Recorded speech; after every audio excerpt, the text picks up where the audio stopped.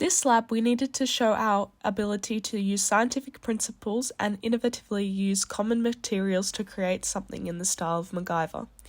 We were tasked with creating an electric train in true MacGyver style, given only a long spool of uncoated copper wire, a battery, 2 magnets, and a plastic tube. We assumed the magnets would act as the train within the plastic tube, and the copper wire would conduct electric current through the battery and disrupt the magnetic field, forcing the magnet train forward.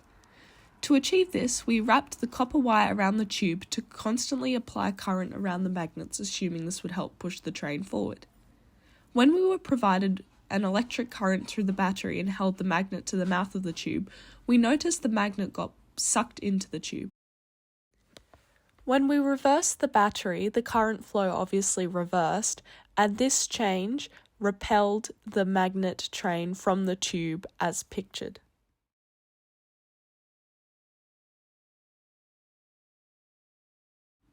We were given the hint that the plastic tube was not part of the final train setup, it is just an aid to get there.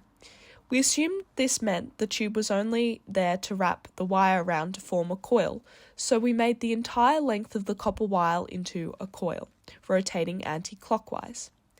We received some help in determining that the battery was meant to be a train component instead of used only to charge the wire, and it needed to interact with the magnets somehow. As the battery poles attract to the magnets, we put a magnet on both poles of the battery to create terminals for the battery's current to flow. The next step was to place the train in the coil wire to transmit the current, and thus we had a working train.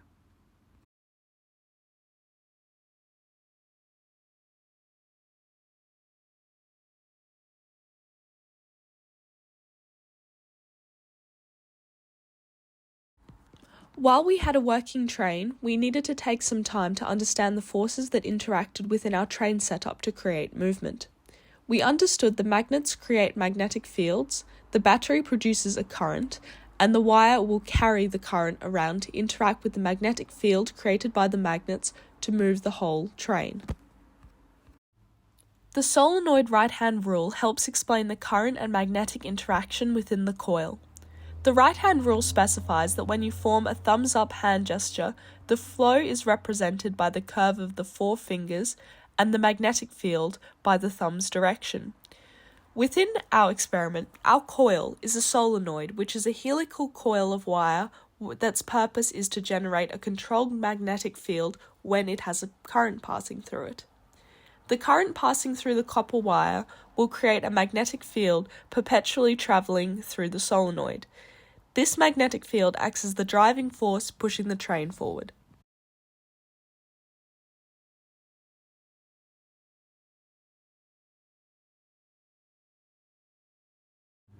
When the battery and both magnets are touching the coil, the magnets conduct electricity to the wire. As the current flows through the copper wire, the magnetic field on either poles of the battery will interact with the magnetic field within the solenoid as seen before. This will repel one magnet pole while simultaneously attracting the other on both sides of the battery, causing the train to move forward.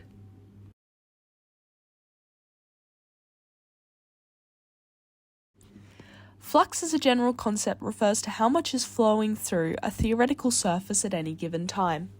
Magnetic flux operates the same, with reference instead to magnetic field vectors that pass through certain points in three-dimensional space.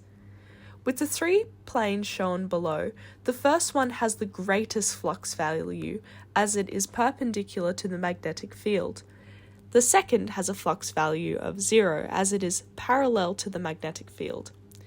Lastly, the third has a lower flux value than 1 as it is located where the magnetic field is relatively weaker than it is close to the magnet in them. The equations mentioned are too complicated for our current physics ability, but some potential errors in a quantitative experiment are as follows.